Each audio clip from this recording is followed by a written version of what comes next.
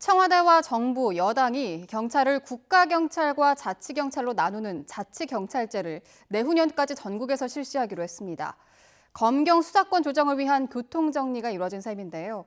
문재인 대통령이 곧바로 오늘 관련 회의를 주재하면서 논의에 속도를 붙이고 있습니다. 임성호 기자입니다.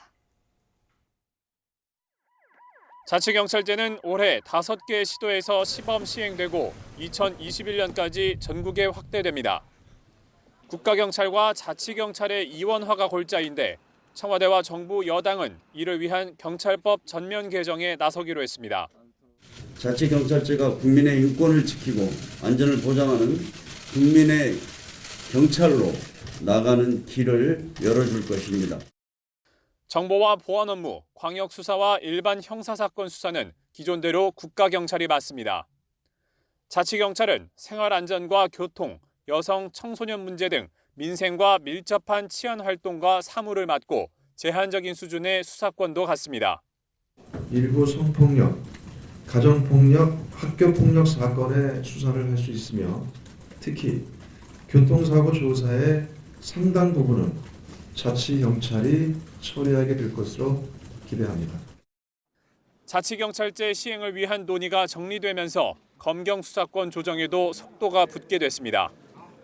문재인 대통령이 오늘 법무부 장관과 행정안전부 장관, 국정원장을 청와대로 불러 권력기관 개혁 전략회의를 주재합니다.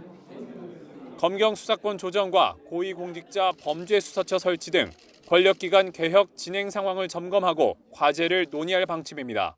첫째, 수사권 조정. 둘째, 고위공직자 수사의 이관. 셋째, 직접 수사의 축소. 그리고 법무부의 탈검찰화 등을 통해서 검찰권을 분리 분산시키겠습니다. 수사권 조정은 경찰이 사건의 1차 수사권과 종결권을 갖고 검찰의 수사 지휘권은 폐지한다는데 여야가 상당 부분 공감한 상태입니다.